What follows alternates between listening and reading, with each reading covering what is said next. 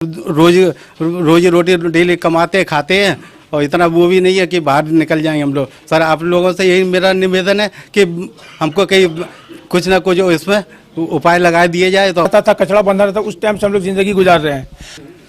किराया तो ले नहीं सकता, तो मतलब एकदम अनलीगल प्रोसेस है। या आपका किसी के साथ विवाद चल रहा है तो एक तो अपने आप को मालिक कैसे प्रेजेंट कर सकता है।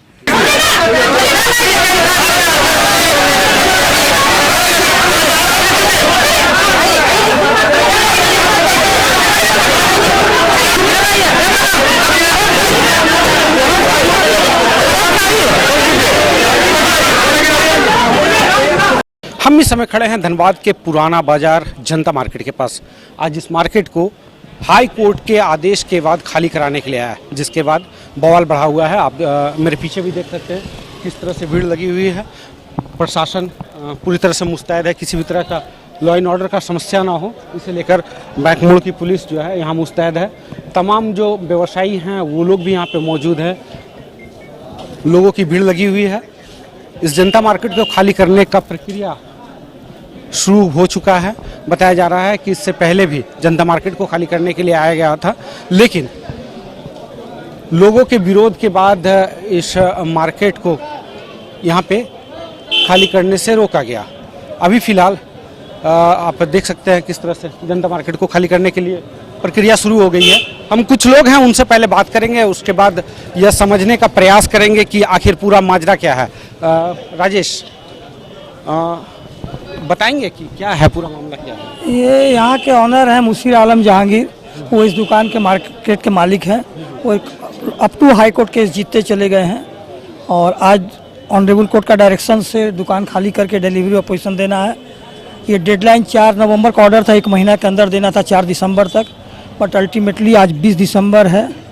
आज उनको दखल देना है। दुकानदार लोग ऑब्जेक्शन कर रहे हैं, हालांकि ये लोग सभी लोग हार चुके हैं, फिर भी ऑब्जेक्शन कर रहे हैं कि खाली नहीं करेंगे।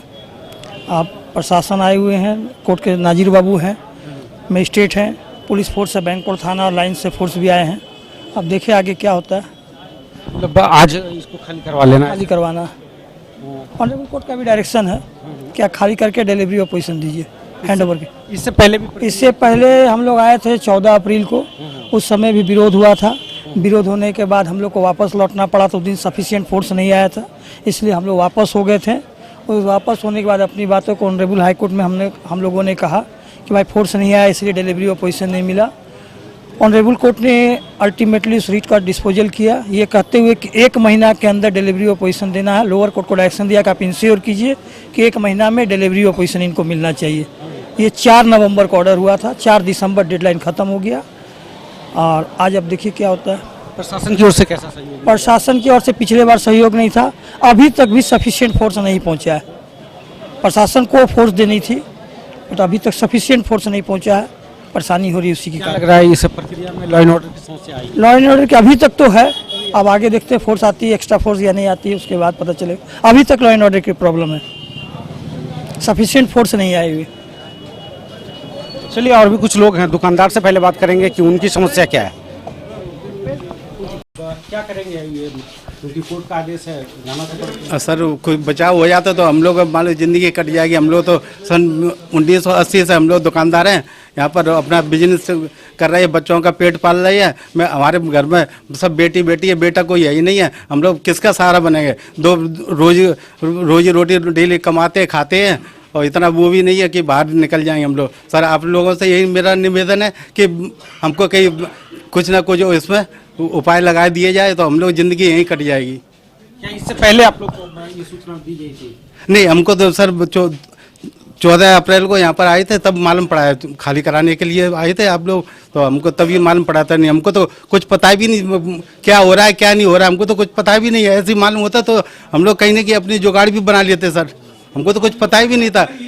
14 अप्रैल को हम लोग यहाँ पर आया, तब हमको सब पूरी जानकारी हुआ है सर। अब हम लोग को यही निवेदन है आप लोगों से, क्या नाम है, हमको कुछ बचाव रास्ता कुछ बचाव किया जाए, बस और कुछ नहीं है। मेरा नाम सैयद मोहम्मद मुमताज़ आलम, 40 साल से इस मार्केट में हम लोग रह रहे हैं। बचपन से जो है जवानी, जवानी से बुढ़ापा आया सर। जब इस पूरे इलाके में गांव गोरू बंधा रहता था, कचरा बंधा रहता था, उस टाइम से हम लोग जिंदगी गुजार रहे हैं। और एक बैग 14 अप्रैल को इन लोग बोले कि हम मालिक, जबकि हम लोग जानते हैं कि सरफराज आलम मालिक है। शुरू से उसी को किराया हम लोग देते आए हैं सर। मेरे पास इसका प्रूफ है। हाँ, मार्च तक हम लोग दिए हैं सर। ये मेरा सर देखिए, आपको मेरे पास फिलहाल 95 का रसीद है, जो इन लोग उर्दू में काटा करते थे सरफराज आलम के नाम, MD सिद्दीक आलम के नाम से। ये देखिए सर, ये रसीद है। अब किसी हाल में सर हम लोग कहाँ जाएंगे सर? छोटा छोटा बाल बच्चा, पढ़ना लिखना है। हम लोग के पास कोई रोजी रोटी का इंतजाम नहीं सवाई दुकान के, इसी से खाना पीना चलता है। तो हम लोग तो भूखे मरने से अच्छा है कि हम लोग को मार दो, दुकान बंद कर दो। हम लोग किसी हाल में दुकान खाली नहीं करेंगे, चाहे जान भी ले लेंगे। बताइए सर, हम लोग कहाँ जाएंगे? हमारे पास कोई रास्ता, हमारे पास पैसा है इतना कि हम लोग दूसरा जगह जाके जगह और दुकान खरीदेंगे? हम लोग के पास 1 रुपया नहीं है। डेली जो कमाते हैं खाने पीने में खत्म हो जाता है। इसलिए आप सरकार से अनुरोध है कि हम लोग को दुकान दिया जाए और हम लोग से खाली नहीं करवाया जाए। मेरा ये प्रार्थना है। 46 दुकान है सर, 46 परिवार है। एक घर में 7-8 परिवार है, जोड़ लीजिए 46 दुकान है तो कितना परिवार हो गया? इसलिए हम लोग का सारा दारोमदार इसी दुकान से सर। हम लोग का पूरा जिंदगी यहीं पर गुजर गया। और एक बैग आज ये लोग आ रहे हैं कि हम मालिक हैं, जबकि हम इनको जानते भी नहीं है। और हम लोग अपील में भी हैं, कोर्ट में मेरा केस चल रहा है। बताया नहीं ना हमको हाँ। केस में आकर के हम हैं, मालिक हैं, कहीं से बताया ही नहीं गया है। जैसे कि अभी बताए थे, अभी पहले भी हम बोले हैं अभी कि नवीन गोस्वामी मेरा नाम है। 14 अप्रैल को जब आए हैं, उसका आने के बाद भी लोग हम लोग को कुछ बोले नहीं हैं, सिर्फ खाली कराने आ गए। उस समय हम लोग को पता चला कि हम लोग इस मार्केट का ये भी जमीन मालिक है। इसके पहले आज तक कोई पता ही नहीं है।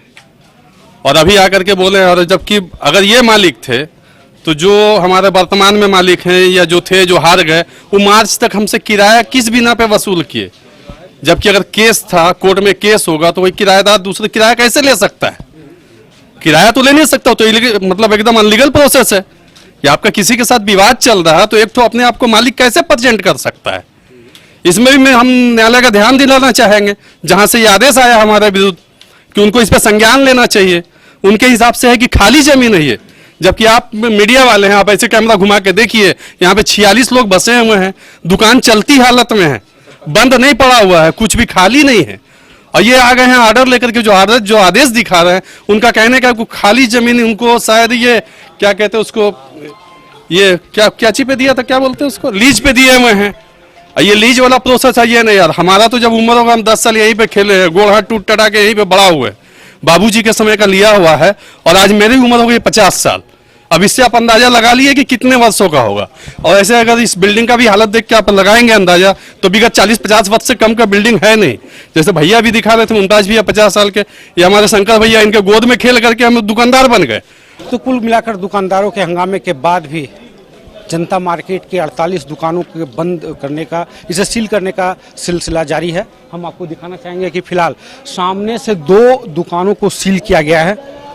ये प्रशासन की मुस्तैदी में इन तमाम दुकानों को, हालांकि लगातार यहाँ के जो दुकानदार हैं, जनता मार्केट के जो दुकानदार हैं, वो इस प्रशासन की इस प्रक्रिया का विरोध कर रहे हैं।